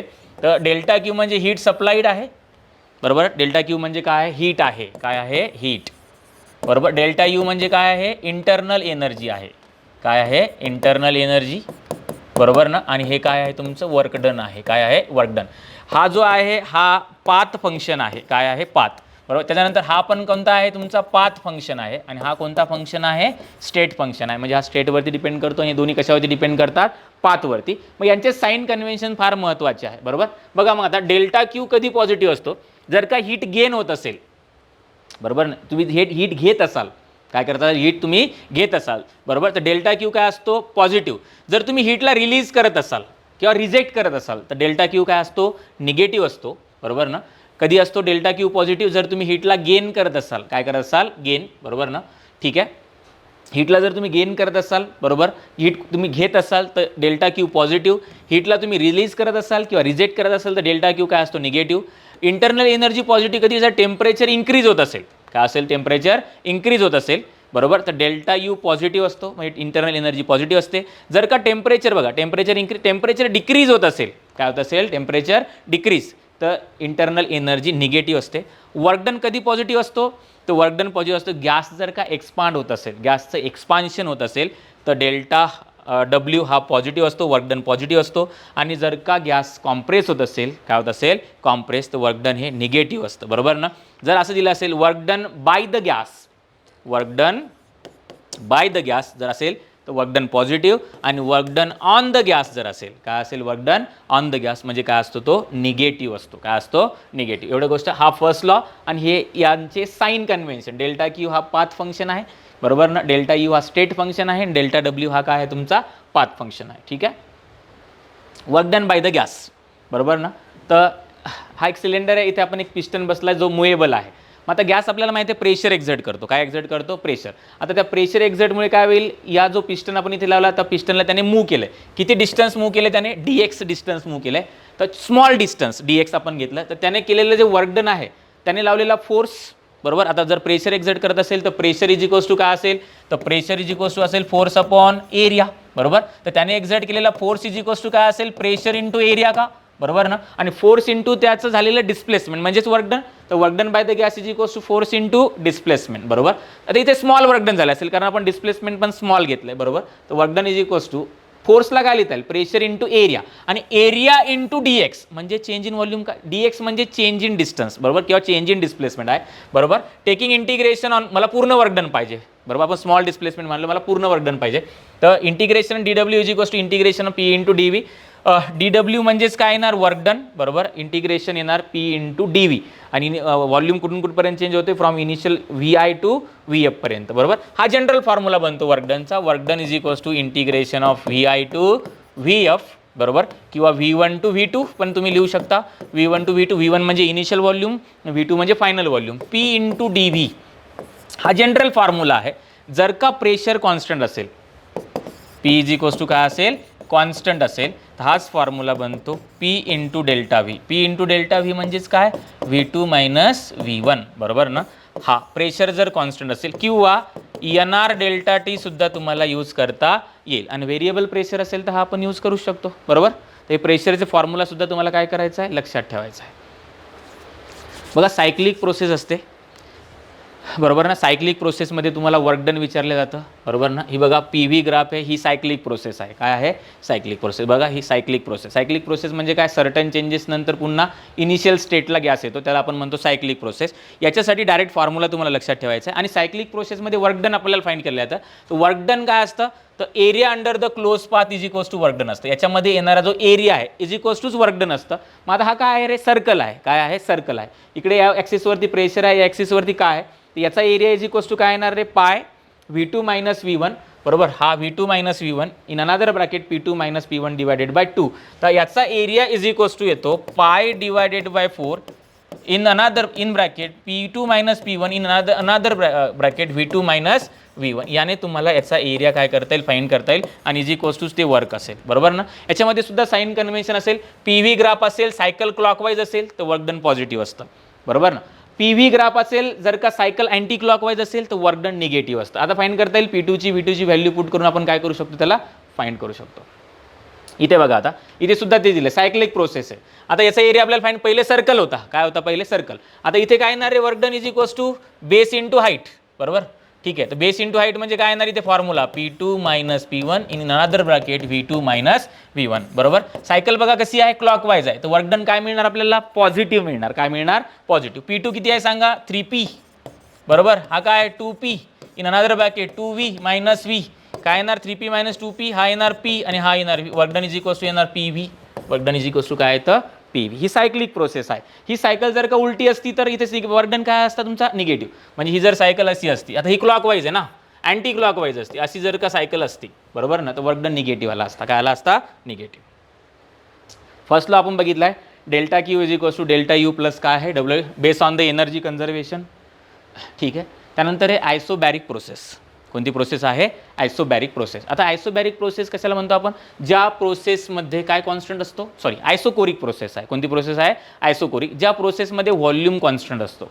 काय कॉन्स्टंट असतो, व्हॉल्यूम. म्हणजे delta V is equals to 0, बरोबर. व्हॉल्यूम कॉन्स्टंट म्हणजे आपल्याला माहिती आहे pressure is directly proportional to temperature, तर P1 upon P2 is equals to T1 upon T2. आता व्हॉल्यूम कॉन्स्टंट म्हणजे work done is equals to 0, बरोबर. कारण वर्क डनचा फॉर्म्युला काय, तर वर्क डनचा formula P into delta V. काय P into delta V. Delta V is equals to 0 म्हणजे work done is equals to काय येणार, 0 येणार. आणि work done is equals to जर 0 झाला तर फर्स्ट लॉ तुम्ही काय लिहिणार, तर फर्स्ट लॉ तुम्ही delta Q is equals to delta U लिहिणार. काय लिहिणार, डेल्टा क्यू. कारण वर्क डन जर 0 झाला तर फर्स्ट लॉ म्हणजे delta Q is equals to काय लिहिता येईल तुम्हाला, डेल्टा यू लिहिता येईल, बरोबर ना. ते बघा फर्स्ट लॉ आपण लिहिलाय, हा काय झालाय तुमचा 0. Delta Q is equals to delta U, बरोबर. डेल्टा यूचा फॉर्म्युला काय, इंटरनली F/2 इंटू NRT आहे, बरोबर. यांची व्हॅल्यू आपण पुट केली, एनला बाजूला ठेवलं. ठीक आहे. काय येणार मग हा बघा, तर delta Q is equals to N into CV into काय असेल तुमचा डेल्टा टी असेल, बरोबर. त्यानंतर आयसोबॅरिक प्रोसेस. आयसोबॅरिक प्रोसेस आपण कशाला म्हणतो, ज्या प्रोसेसमध्ये प्रेशर कॉन्स्टंट आहे. काय कॉन्स्टंट आहे, प्रेशर. म्हणजे delta P is equals to 0 आहे. Volume is directly proportional to temperature. आपण बघितलं प्रेशर कॉन्स्टंट असेल तर volume is directly proportional to temperature. तर V1 upon V2 is equals to काय मिळेल तुम्हाला, T1 अपॉन T2 मिळणार. काय मिळणार, ठीक आहे.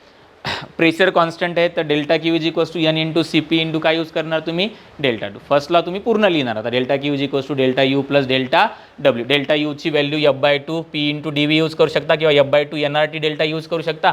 आणि डेल्टा डब्ल्यू काय P into delta V. P into delta V common काढलाय, F/2 प्लस 1 आहे, ठीक आहे. त्यानंतर आहे आयसोथर्मल प्रोसेस. आयसोथर्मल प्रोसेस कशाला म्हणतो आपण, ज्या प्रोसेसमध्ये टेम्परेचर कॉन्स्टंट असतो. काय कॉन्स्टंट असतो, टेम्परेचर. म्हणजे डेल्टा T 0. टेम्परेचर कॉन्स्टंट असेल तर pressure inversely proportional to volume. म्हणजे PV is equals to constant, तर P1 V1 is equals to P2 V2 किंवा P1 upon P2 is equals to V2 upon काय येणार तुमचा V1. आता जर का टेम्परेचर कॉन्स्टंट असेल, डेल्टा T जर 0 असेल तर चेंज इन इंटरनल एनर्जी सुद्धा 0. चेंज इन इंटरनल एनर्जी सुद्धा 0. जर चेंज इन इंटरनल एनर्जी 0 असेल तर फर्स्ट लॉ काय, delta Q is equals to delta U plus delta W. तर delta Q is equals to काय लिहिता येईल फक्त, डेल्टा डब्ल्यू. तर आयसोथर्मल प्रोसेसमध्ये delta Q is equals to जेवढी हीट सप्लाय करणार इज इक्वल्स टूच वर्क डन असतं. काय असतं, इज इक्वल्स टूच वर्क डन, ठीक आहे. त्यानंतर work done in a isothermal process formula तुम्हाला लक्षात ठेवायचा आहे, बरोबर. इन टर्म्स ऑफ व्हॉल्यूम पण लक्षात ठेवायचा आहे आणि इन टर्म्स ऑफ प्रेशर. तर work done in the isothermal process is equals to 2.303 NRT log of V2 upon V1 आणि 2.303 NRT log of P1 upon काय असतो, P2 असतो. त्यानंतर slope of the isothermal process. Slope of the isothermal process is equals to काय असेल, slope of the isothermal process is equals to, तर slope is equals to असतो minus P/V. काय असतो, मायनस P/V असतो. त्यानंतर आयसोथर्मल बल्क मॉड्युलस. तर isothermal bulk modulus is equals to only pressure असतो. काय असतो, isothermal bulk modulus is equals to only. Slope बघा, slope is equals to minus P/V. त्यानंतर isothermal bulk modulus is equals to only pressure असतो. बरोबर ना. काय असतो isothermal bulk modulus is equals to only pressure असतो. आणि जर का पी आणि व्हीचा ग्राफ ड्रॉ केला तर तो रेक्टँग्युलर हायपरबोला येणार. काय येणार? Rectangular hyperbola. ठीक आहे. 3 गोष्टी लक्षात ठेवणार. Slope is equals to minus P by V आणि isothermal bulk modulus is equals to only pressure. Isothermal compressibility is equals to 1 upon pressure येणार. काय येणार? तो 1 अपॉन प्रेशर. ठीक आहे. त्यानंतर पॉलिट्रॉपिक प्रोसेस आहे. पॉलिट्रॉपिक प्रोसेस आपण कशाला म्हणतो? तर polytropic process P V to the power X किंवा P V to the power N is equals to constant. N is not equal to 1 and gamma. 1 हा 1 आणि गॅमा असायला नको. बरोबर. त्याच्यामध्ये स्पेसिफिक हीट कॅपॅसिटीचा फॉर्म्युला तुम्हाला लक्षात ठेवायचा आहे. C V plus R divided by N minus N plus 1 किंवा यालाच तुम्ही सी व्हीला लिहू शकता F/2 आर. बरोबर ना. ठीक आहे. R divided by minus N plus 1. ठीक आहे. त्याच्यानंतर एवढं जरी लक्षात ठेवलं तरी चालेल. त्यानंतर आहे ॲडियाबॅटिक प्रोसेस. ज्या प्रोसेसमध्ये हीट कंटेंट कॉन्स्टंट असतो म्हणजे delta Q is equals to 0. Delta क्यूला 0 करा तर delta U is equals to minus delta W बनेल तुम्हाला. बरोबर ना.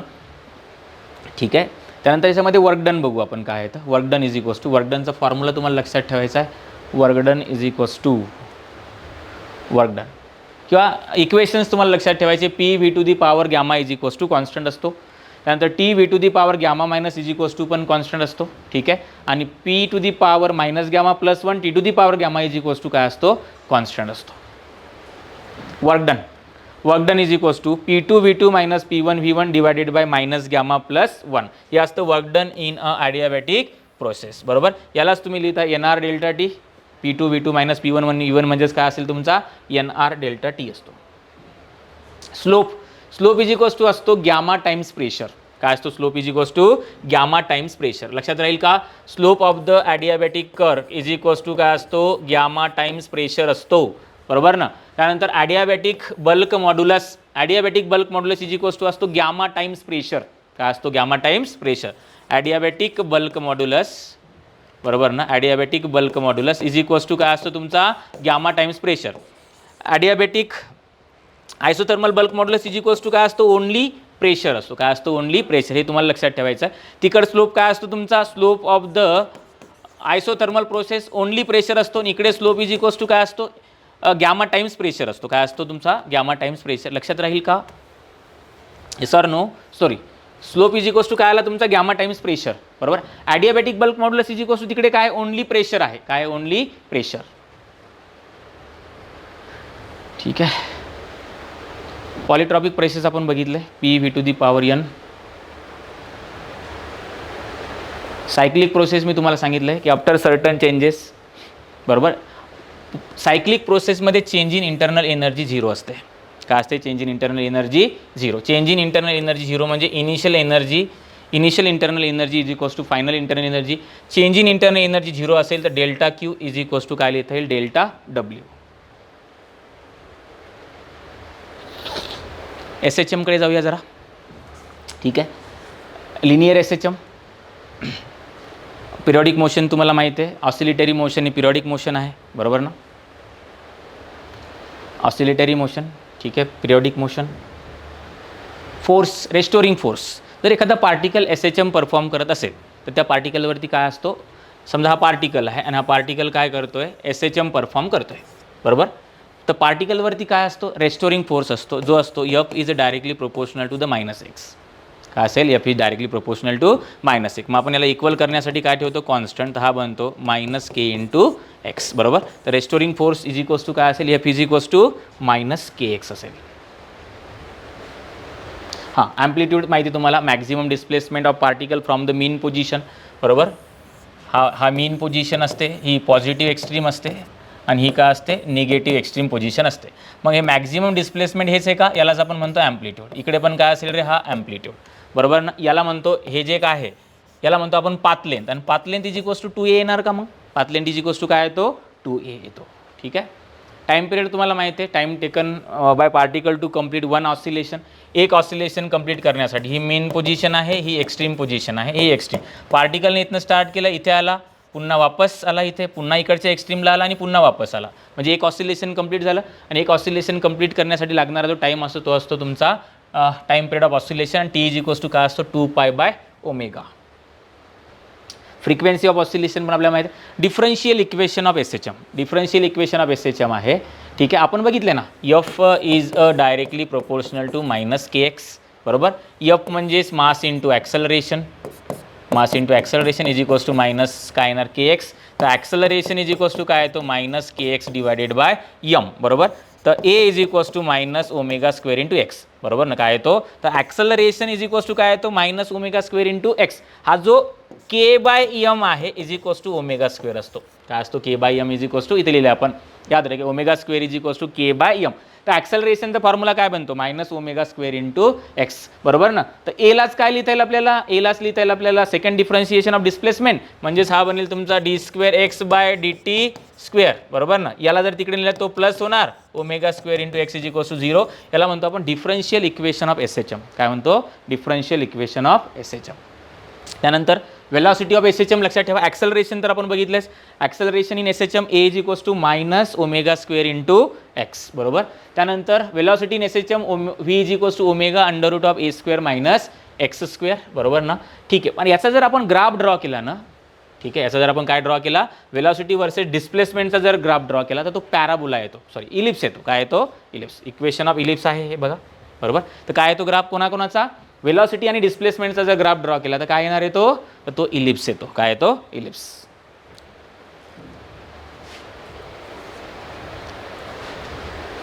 त्यानंतर पार्टिकल जर का मेन पोझिशनपासून जर का स्टार्ट करत असेल तर इनिशियल फेज जो आहे तो फाय इज इक्वल्स टू 0 आणि इक्वेशन म्हणतं x is equals to a sin ωt, बरोबर.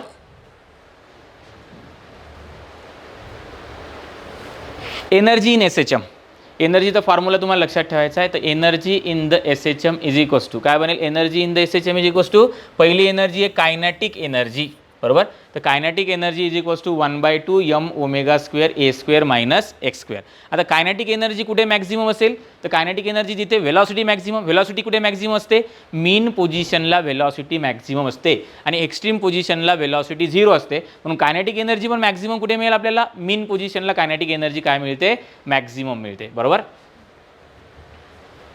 त्यानंतर कायनेटिक एनर्जीचा जर ग्राफ तुम्ही ड्रॉ केला, बघा इथे ही मेन पोझिशन आहे, इथे ही पॉझिटिव्ह एक्स्ट्रीम आहे आणि इथे ही निगेटिव्ह एक्स्ट्रीम पोझिशन आहे. बघा कुठे कायनेटिक एनर्जी मॅक्झिमम आहे आणि maximum kinetic energy is equals to 1/2 mω² a². काय आहे 1/2 mω² a². कुठे आहे कायनेटिक एनर्जी मॅक्झिमम, मीन पोझिशनला कायनेटिक एनर्जी मॅक्झिमम असते. बघा इथे x is equals to 0 put करा, kinetic energy maximum is equals to काय मिळणार 1/2 kA², बरोबर ना. x is equals to plus minus a ला जर आपण बघितलं तर वेलॉसिटी 0 तर कायनेटिक एनर्जी पण 0. ग्राफ ड्रॉ केला तर असा येणार. ठीक आहे, टाइम सोबत जर का आपण कायनेटिक एनर्जीचा जर ग्राफ ड्रॉ केला तर बघा मीनला कायनेटिक एनर्जी मॅक्स, एक्स्ट्रीमला कायनेटिक एनर्जी, पार्टिकल T/4 ला कुठे असेल, एक्स्ट्रीमला कायनेटिक एनर्जी 0, पुन्हा T/2 ला मॅक्स, पुन्हा 3T/4 ला 0 आणि पुन्हा T ला काय होईल कायनेटिक एनर्जी काय होते मॅक्झिमम, जर आपण टाइम सोबत जर कायनेटिक एनर्जीचा जर ग्राफ ड्रॉ केला तर, बरोबर ना. जर का ऑसिलेशनची फ्रिक्वेन्सी जर का f असेल तर कायनेटिक एनर्जीची फ्रिक्वेन्सी 2f असते. काय असते, 2f. हे पक्क तुम्हाला लक्षात ठेवायचं. फ्रिक्वेन्सी काय असेल, SHMची फ्रिक्वेन्सी जर का f असेल तर कायनेटिक एनर्जीची फ्रिक्वेन्सी काय असते, 2f असते. Potential energy, potential energy is equals to 1/2 kx² किंवा 1/2 mω², mω². Kinetic energy is equals to आपण बघितलंय केला काय लिहिता येईल आपल्याला, बरोबर, mω² आहे तो, काय आहे mω², बरोबर, किंवा 1/2 kx² आहे. आता पोटेन्शियल x आहे, x म्हणजे डिस्प्लेसमेंट आहे. मग आता कायनेट पोटेन्शियल एनर्जी मिनिमम कुठे, x इज इक्वल्स टू 0 कुठे असेल, मीनला x इज इक्वल्स टू 0 तर पोटेन्शियल एनर्जी पण 0. x is equals to plus minus a maximum असेल हा, बरोबर ना. पोटेन्शियल एनर्जी पण मॅक्झिमम 1/2 kA². ग्राफ बघा, मीनला पोटेन्शियल एनर्जी 0 आणि दोन्ही एक्स्ट्रीमला जर बघितलं तर पोटेन्शियल एनर्जी काय असते, मॅक्झिमम असते. टाईमसोबत जर आपण ग्राफ ड्रॉ केला तर बघा मीनला 0 आहे, एक्स्ट्रीमला मॅक्झिमम आहे, पुन्हा मीनला 0, एक्स्ट्रीमला काय झाली मॅक्झिमम. इथे सुद्धा जर का SHMची फ्रिक्वेन्सी जर f असेल तर पोटेन्शियल एनर्जीची फ्रिक्वेन्सी 2f असते. काय असते, 2f. Total energy, total energy kinetic plus potential असते आणि टोटल एनर्जी रिमेन्स कॉन्स्टंट आणि total energy is equals to 1/2 KA². काय असते total energy is equals to 1/2 KA², जी काही चेंज होणार नाही. बघा मग ही येणार तुमची एक, ही कोणती येणार पोटेन्शियल, ही कोणती आहे कायनेटिक, टोटल ही चेंजच होत नाही. चेंज होते का ही नाही. स्प्रिंग पेंडुलम आहे. आता स्प्रिंग पेंडुलम काय, स्प्रिंगला जर आपण एक मास अटॅच केला लोअर एंडला आणि त्याला थोडंसं जर का आपण डिस्प्लेस करून रिलीज केलं तर तो ऑसिलेशन्स काय करतो, परफॉर्म करतो, बरोबर ना. तर याला म्हणतो आपण स्प्रिंग पेंडुलम. याचा टाईम पिरियड आपल्याला माहिती असला पाहिजे. Time period of spring pendulum is equals to T is equals to 2π√m/k, बरोबर ना. T is equals to 2π√m/k हा time period of spring pendulum आहे, बरोबर ना. ठीक आहे, ग्रॅव्हिटीवरती तो डिपेंड करत नाही. फॉर्म्युला तुम्हाला लक्षात ठेवायचा स्प्रिंग पेंडुलमचा.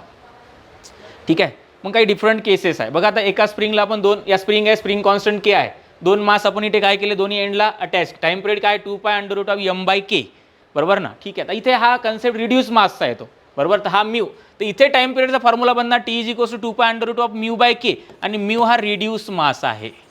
काय रे हा रिड्यूस मास, आणि reduce mass mu is equals to काय m1 × m2 divided by m1 + m2 आहे. तो इथे आपण पुट करून T is equals to 2π√m1 × m2 divided by m1 + m2 into काय येणार तो k येणार, बरोबर. दोन मास जर एका स्प्रिंगला अटॅच असतील तर तुम्हाला रिड्यूस मासचा कन्सेप्ट लावूनच करावं लागेल.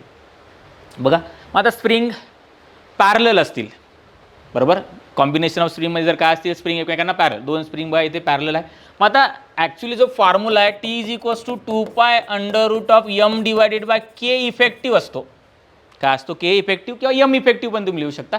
मग के इफेक्टिव्ह म्हणजे काय, जर दोन स्प्रिंग ह्या सिरीजमध्ये असतील, सॉरी पॅरलल आहेत, कशा आहेत ह्या पॅरललमध्ये जर असतील, तर इफेक्टिव्ह हिचा स्प्रिंग कॉन्स्टंट K1, हिचा स्प्रिंग कॉन्स्टंट K1, तर इफेक्टिव्ह स्प्रिंग कॉन्स्टंट असेल तुमचा K1 + K2. काय असेल K1 + K2. इथे पुट करा, हे पण पॅरलल कॉम्बिनेशन आहे आणि हे पण काय पॅरलल कॉम्बिनेशन आहे, बरोबर ना. पण दोन स्प्रिंग जर का सिरीजमध्ये असतील, काय असतील दोन स्प्रिंग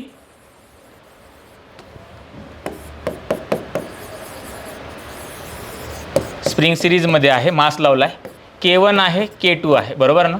मग अशा वेळेस यांचा इक्विव्हॅलंट स्प्रिंग कॉन्स्टंट जो असतो किंवा इफेक्टिव्ह स्प्रिंग कॉन्स्टंट जो असतो K1 × K2 डिवायडेड बाय काय असतो K1 + K2, किंवा तुम्हाला हा फॉर्म्युला माहिती आहे K equivalent is equals to 1/K1 + 1/K2 असतो, बरोबर ना. ठीक आहे, हा तुमचा सिरीजमध्ये तुम्ही यूज करणार. ठीक आहे, ठीक आहे. हे पॅरलल आहे, हे सिरीज. त्यानंतर एक एक्झाम्पल घेतलं की इथे टाइम पिरियड काय असेल. बघा आता ह्या दोन जर बघितलं तर ह्या दोन पॅरलल आहे, तर यांचा इक्विव्हॅलंट काय येणार 2K, काय येणार इक्विव्हॅलंट 2K. आणि त्याच्यानंतर हे दोन कशामध्ये येणार, सिरीजमध्ये येणार. बघा मग हे दोन सिरीजमध्ये आले 2K आणि हा K आहे, तर सिरीजसाठी आपण काय लिहितो K1 × K2 divided by K1 + K2, तर काय येणार 2K × K divided by 3K. K get cancel, 2K/3, 2K/3 put करा. म्हणजे T is equals to formula काय 2π√m divided by K equivalent, बरोबर. तर हा येणार 2π√m divided by K equivalent. K equivalent काय आला तुमचा 2K डिवायडेड बाय 3, 3 कुठे जाणार रे वर जाणार, तर हा येणार 2π√3m डिवायडेड बाय काय येणार तो 2K येतो. अँग्युलर SHM, आता आपण याच्या अगोदर लिनियर जे स्प्रिंग पेंडुलम आहे हा लिनियर SHMचा एक्झाम्पल आहे. ठीक आहे, त्यानंतर अँग्युलर SHM, डिस्प्लेसमेंट जर का अँग्युलर असेल, बरोबर ना, आणि valid only for the small oscillation, small angular डिस्प्लेसमेंटसाठी हा व्हॅलिड आहे, बरोबर. त्याच्यामध्ये आपण सिम्पल पेंडुलम काय करतो स्टडी करतो. एवढ्या सगळ्या गोष्टी बघितल्यापेक्षा डायरेक्ट आपण time period of simple pendulum, आणि time period of simple pendulum is equals to काय 2π√L डिवायडेड बाय G असतो. काय असतो time period of simple pendulum is equals to 2π√L/G. यावर्षी सुद्धा याच्यावरती प्रश्न आला होता, बरोबर ना. तर T is equals to 2π√L divided by G. Time period of simple pendulum, time period of simple pendulum depends on the L, length of the pendulum, आणि ॲक्सेलरेशन ड्यू टू ग्रॅव्हिटी, बरोबर. Time period directly proportional to √L आहे आणि time period inversely proportional to the √G आहे. काय आहे √G आहे, हे तुम्हाला काय करायचं आहे लक्षात ठेवायचं आहे, बरोबर. हे डिफरन्शियल इक्वेशन आहे अँग्युलर SHMचं. Time period T is equals to 2π√L/G. ठीक आहे, लेंथला डायरेक्टली प्रोपोर्शनल आहे, बरोबर. त्यानंतर जीला पण इन्व्हर्सली प्रोपोर्शनल आहे, बरोबर. मग काही केसेस आपण बघणार आहे. बघा लिफ्ट अपवर्ड आणि डाऊनवर्ड, जर का लिफ्ट कॉन्स्टंट वेलॉसिटीने अपवर्ड जात असेल तर वेलॉसिटी कॉन्स्टंट, ॲक्सेलरेशन काय येणार तुमचा 0. तर टाइम पिरियडमध्ये काही चेंज होणार नाही. T is equals to 2π√L/G तुम्हाला मिळेल. पण आता लिफ्ट जर का अपवर्ड जात असेल विथ ॲक्सेलरेशन ए, बरोबर ना, तर इफेक्टिव्ह ॲक्सेलरेशन जो आहे, तर इफेक्टिव्ह ॲक्सेलरेशन तुम्हाला जी प्लस मी मिळेल, बरोबर. तर time period is equals to काय मिळेल, T is equals to 2π√g plus A, बरोबर.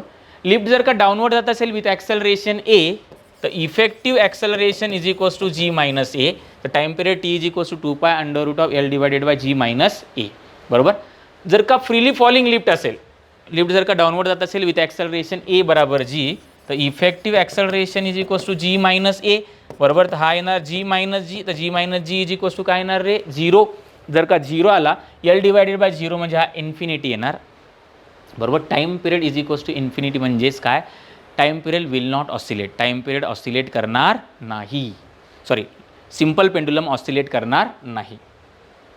त्यानंतर कार्ट आहे, त्याच्यामुळे आपण सिम्पल पेंडुलम अरेंज केला आहे. ए ॲक्सेलरेशनने काय करतोय, तो ॲक्सेलरेट करतोय, त्याच्यावरती इकडे सुडो फोर्स लागेल आणि खाली कोणता फोर्स लागेल, एम जी फोर्स लागेल. तर इथे जे इफेक्टिव्ह ॲक्सेलरेशन तुम्हाला मिळणार आहे ते इज इक्वल्स टू मिळणार आहे जी प्लस ए स्क्वेअर. तर T is equals to 2π√L divided by A square plus G square. ठीक आहे. जर का सिम्पल पेंडुलमला जर आपण युनिफॉर्म इलेक्ट्रिक फील्डमध्ये जर काय केलं, ऑसिलेट केलं, तर इलेक्ट्रिक फील्डमुळे लागणारा फोर्स असेल क्यू इंटू ई, बरोबर ना. जर का बघा फील्ड डाऊनवर्ड डायरेक्शनने असेल तर net force is equals to काय होणार, एम जी प्लस काय येणार, क्यू इंटू ई. तर इफेक्टिव्ह ॲक्सेलरेशन मिळणार G plus Q E divided by M, G plus Q E divided by M.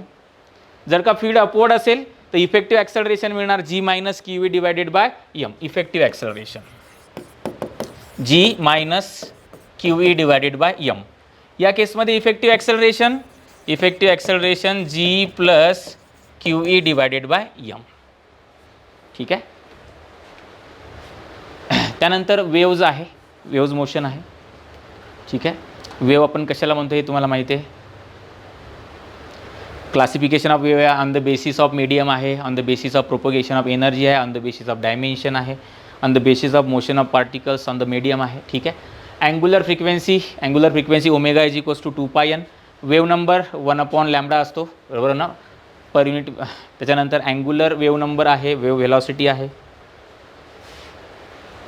सगळ्यात महत्त्वाचं हे रिलेशन तुम्हाला लक्षात ठेवायचं आहे. रिलेशन बिटवीन हा फेज डिफरन्स, हा पाथ डिफरन्स आणि हा time difference. Delta phi is divided by 2π is equals to delta X divided by pi, lambda is equals to delta T divided by T आहे. ठीक आहे.